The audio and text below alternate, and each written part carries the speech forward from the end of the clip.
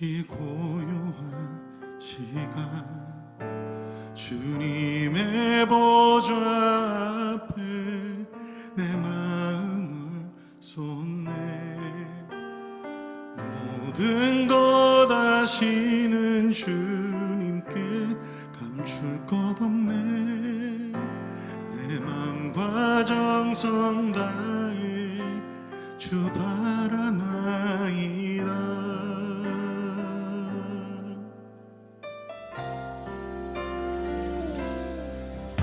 주님과 함께하는 이 고요한 시간 주님의 보좌 앞에 내 마음을 쏟네.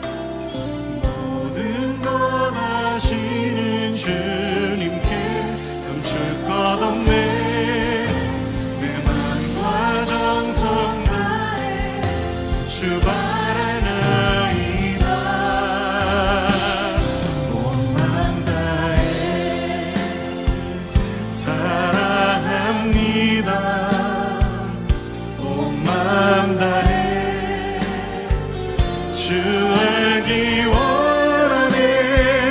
내 모든 삶 당신 것이니 주만 섬기리.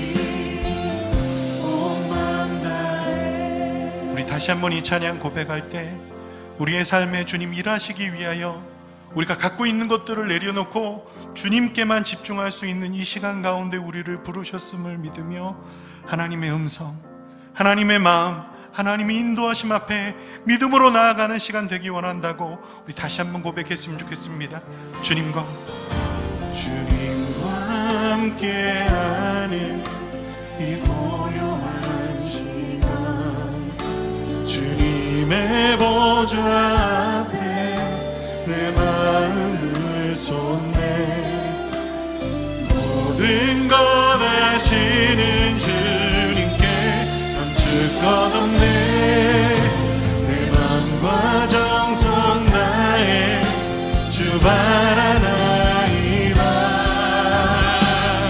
온 맘 다해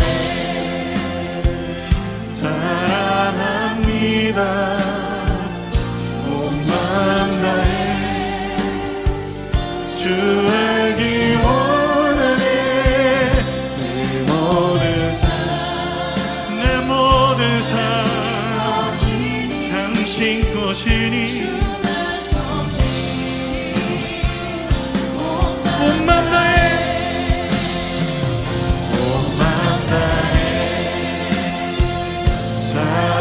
사랑합니다.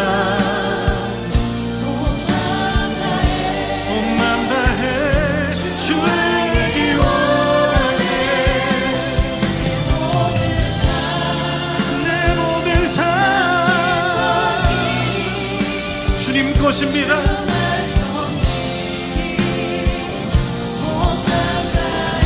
나 염려하지 않아도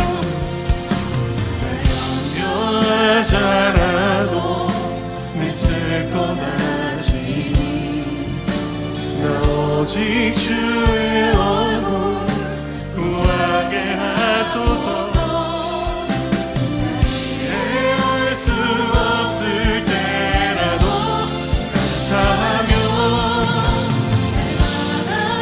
순종하며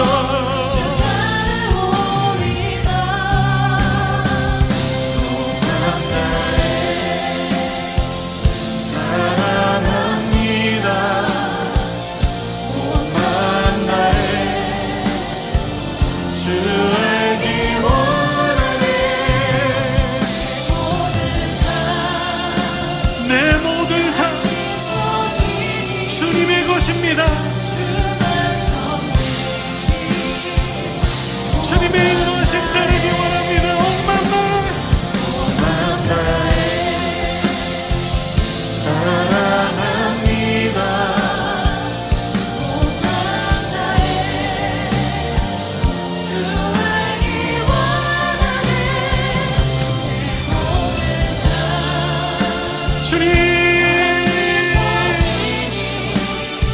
주님의 인도하심 말씀 따르며 오늘을 살 수 있도록 주님 인도하여 주시옵소서. 우리 함께 기도하며 나아갑시다.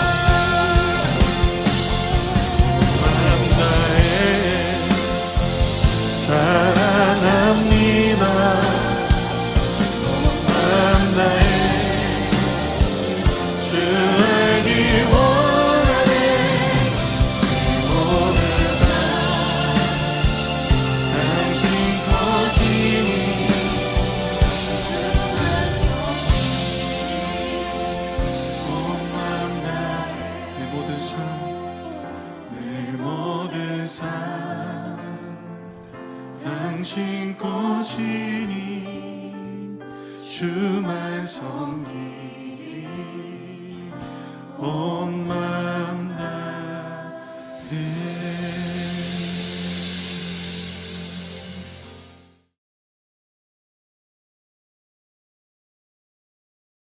유대인의 유월절이 가까운지라 예수께서 예루살렘으로 올라가셨더니 성전 안에서 소와 양과 비둘기 파는 사람들과 돈 바꾸는 사람들이 앉아있는 것을 보시고 노건으로 채찍을 만드사 양이나 소를 다 성전에서 내쫓으시고 돈 바꾸는 사람들의 돈을 쏟으시며 상을 엎으시고 비둘기 파는 사람들에게 이것을 여기서 가져가라.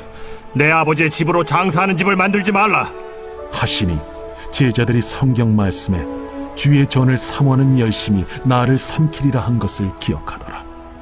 이에 유대인들이 대답하여 예수께 말하기를 내가 이런 일을 행하니 무슨 표적을 우리에게 보이겠느냐? 너희가 이 성전을 헐라. 내가 사흘 동안에 일으키리라. 이 성전은 46년 동안의 지역권을 내가 3일 동안에 일으키겠느냐? 그러나 예수는 성전된 자기 육체를 가리켜 말씀하신 것이라. 죽은 자 가운데서 살아나신 후에야 제자들이 이 말씀하신 것을 기억하고 성경과 예수께서 하신 말씀을 믿었더라. 6월절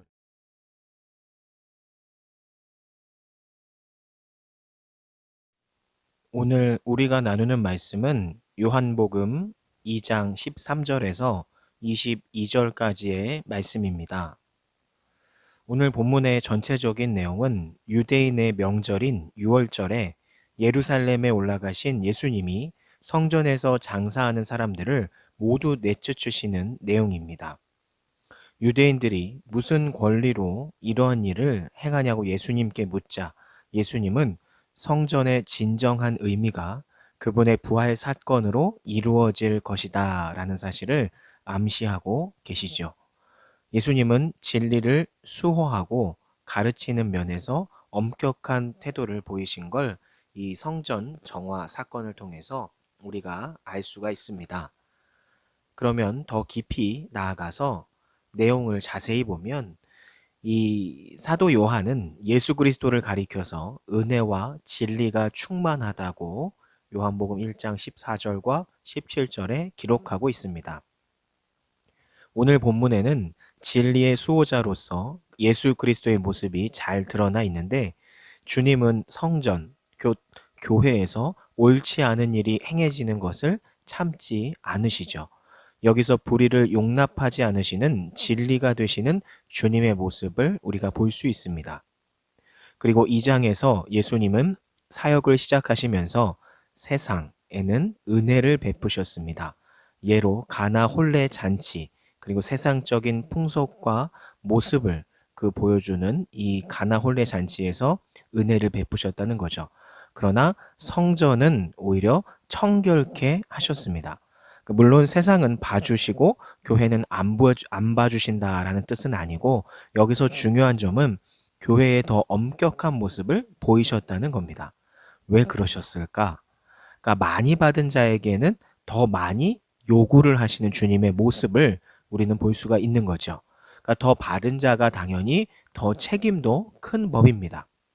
교회는 하나님의 진리의 말씀을 받았기 때문에 세상보다 더 잘해야 하겠죠.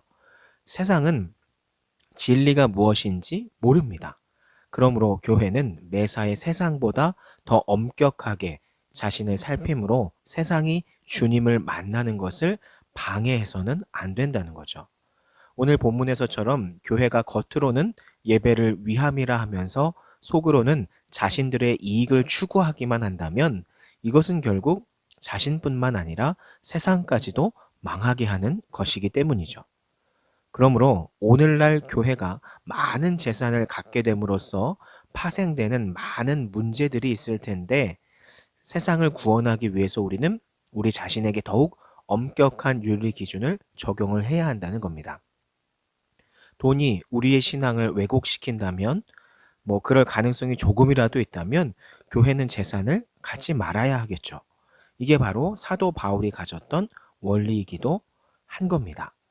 그러므로 우리가 세상에는 때론 관대함을 가지고 그들에게 복음을 전할 수 있는 여지를 주는 한편 우리 스스로, 우리 교회 스스로에게는 더 엄격한 윤리적인 잣대를 들이밈을 통해서 하나님 앞에 더 올바른 모습을 가지고 세상으로 나아갈 때 세상이 우리를 또 인정하고 예수님을 받아들이는 그 복음의 토대가, 통로가 된다는 사실을 기억하시기를 바랍니다. 이 말씀을 꼭 기억하셔서 오늘 하루 한 주간 우리가 무엇을 할 수 있는지를 잘 묵상하는 오늘 이후의 시간들이 되기를 소망합니다. 감사합니다.